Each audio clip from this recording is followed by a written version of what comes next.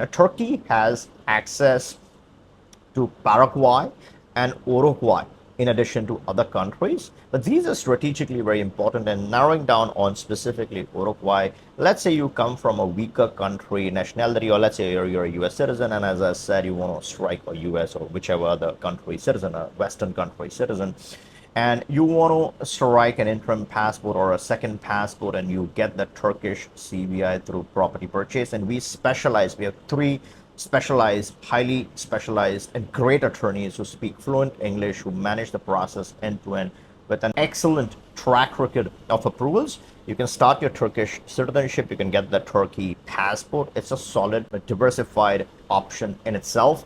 And Argan is saying that in future there's a chance that they might make that a territorial system with its own tax holiday for 17 to 20 years. It's still up in the air. We can't rely on that until they actually publish it, but there's a good chance that could see the light of day. We got to wait and watch, and I'll be updating you. So if you are subscribed to the channel, you would be the first one to be notified of any changes anywhere, not just Uruguay, not just Turkey, across any program. So please do me a favor, turn on that subscription so you stay notified. So once you get the Turkish passport in place, you have an excellent plan B, diversified jurisdiction to secure yourself. If shit hits the fan, you can survive in Turkey. A lot of people go to Turkey, set up shop, but you don't have to do that. Just keep the passport. And if things go wrong, you know you are headed to Turkey. You're secure inside. Your family is secure inside Turkey. And what Turkey does is opens up the gates to Uruguay. Then you strike, then you land, get Uruguay secured, get the permanent residency in place.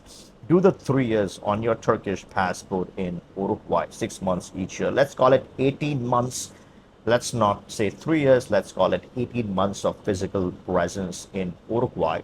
And then you strike that nationality. So you have Turkey as a backup and then Uruguay as your plan A.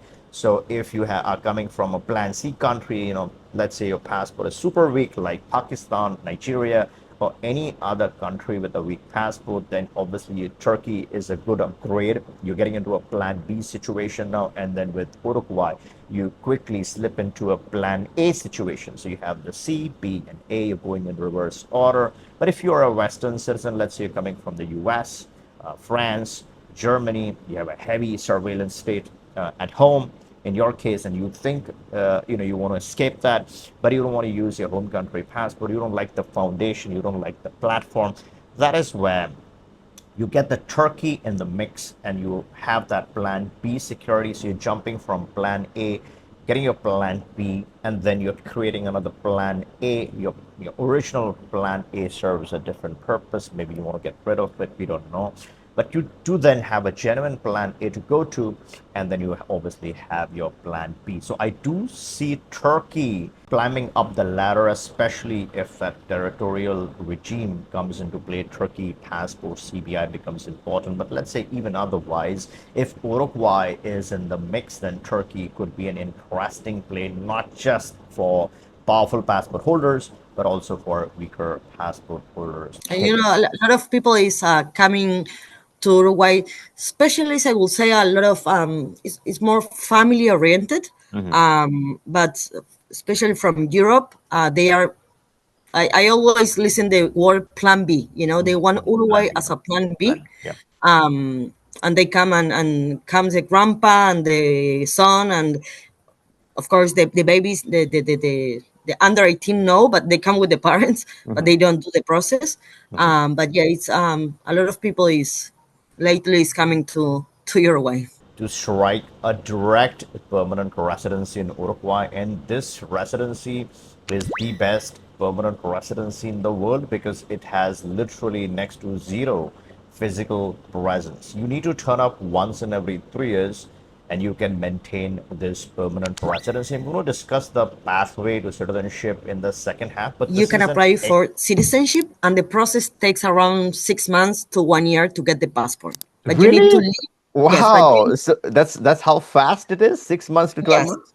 yes, Great. but But this is an excellent passport, one of the strongest passports in the world, and there's an additional advantage. It's a Mercosur citizenship, so you can actually settle in other countries like Chile, Peru, Brazil, Argentina, Paraguay, Uruguay itself. So you have a lot of mobility and freedom to live wherever you want within the Latin region. But outside the Latin region, it pretty much has access to all the or most of the important countries. So it's but obvious that a lot of Western citizens want a slightly non-Western passport or non-Western citizenship. And what's the fastest that you can strike the citizenship in this country? The answer is 3 years. In just 3 years, you can strike a citizenship in Uruguay. This can cover a lot of people. And for the ones who aren't able to secure this in 3 years, there's a normal 5-year pathway. As I said in the second half, I'm going to cover all the details. Now, why Uruguay? The first reason, it's a safe country. It's relatively has a big English-speaking expat population and a local population. So, of course, this is a huge advantage for most people entering Uruguay from outside. Then there's evidence.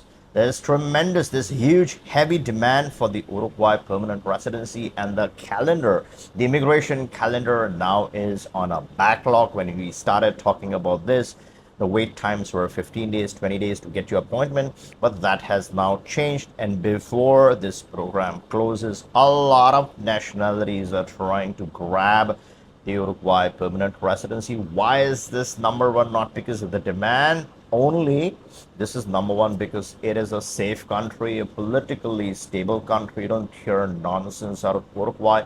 It borders Argentina, so once you get your Uruguayan nationality, you have an opportunity next door, so you can expand on your portfolio. It has access to beaches. It's one of the safest countries in the world. It's the safest country in Latin America. Immigration is friendly, and that passport is rock solid. There's extreme buzz, and the buzz is about now being able to qualify using job salary, active salary. And you mentioned 1200 USD is sort of the threshold that people should show. I wanted to hear more. In addition to that, it does just not stop there. You also have tax advantages like tax holidays, the territorial schemes, and different things that you can exclude from your income, which makes it a stable and an excellent choice for anyone asking for pretty much anything out of country. This is huge. They invest 500K. Let's say they buy a property of 500K in Uruguay, then they become a tax resident without physical presence? No, it's 60 days plus Plus. 500K, or live just 6 months per year. Oh, I see. So And no, 6 months per year automatically, because they're physically living there for more than half the time, then they become a tax resident, or then a combination of 60 days and 500K in the country. And they pay zero taxes in Uruguay for the next 10 years. So, like a tax holiday. exact tax holiday. That was the word that I Yeah, wanted to say. Tax yeah. holidays. Friendly country, so you would be accepted. Integration would be easy. Now, there's huge demand from a separate section of people who are not Western citizens, who are not Americans or Canadians. So there's two segments. One is people who don't have a strong passport, or let's call it people who have a passport with no visa-free access to Uruguay. Can you still get this? Yes, you can get it. I'm going to explain that. And there's a second segment of these Western citizens now asking for Uruguay on a second passport. They don't want the Uruguay to know your home country citizenship, or let's say you want to skip your home country citizenship disclosure legally and you want to use an alternative identity. Maybe it could be a legal reason for this. Maybe you want to get rid of your home country citizenship in future, or you want to disassociate that from your portfolio. You want to keep that separate. You want to create a clean, neat portfolio, all done legally. And you're looking to get Uruguay on a fresh nationality, then there is an option. And this option caters to both segments equally. So people who don't have access currently to Uruguay can obtain the permanent residency, and people who don't want to use their strong passport to get Uruguay, want to use an alternate passport to get Uruguay, the same option caters to those individuals as well. And before I get to this option, what is the flexibility with Uruguay? How does that lead to citizenship? Does it lead to citizenship? Yes, it leads to citizenship.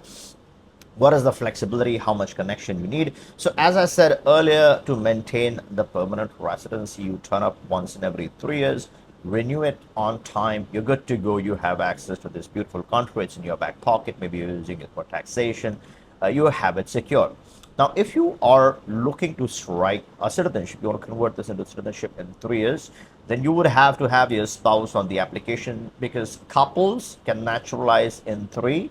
A single individual would have to wait for 5. So let's say you're a couple, you're moving there with your spouse, you wait for 3 years and you apply for citizenship. For physical presence, you need connections to the country if you're doing the citizenship. What is the most important thing required? The most important thing required is that you stay in Uruguay for at least half the time. Let's say 1 day more than 6 months, 183 days, you strike tax residency. It could function as a territorial system. You could have tax holiday in place if you structure this correctly. And that's where our team specializes in all of that, not just the residency, but your structuring. And none of this is immigration advice. If you're looking to strike this done correctly, you can always click the link, book a call. We can have a quick chat. First, get you started with your residency needs, and then look at other things that you're trying to accomplish through this residency. But for citizenship, you do the normal 6 months plus 1 day. You do it for 3 years. All you're investing in is 18 months for one of the strongest nationalities that you can get in the world. Now, let's come to the segment where how do you strike this without the visa-free access? And this is where a passport, a CBI passport, which is almost free if you structure that one correctly. I'm talking about the Turkish CBI. Please make sure you're subscribed, and catch you in the next one.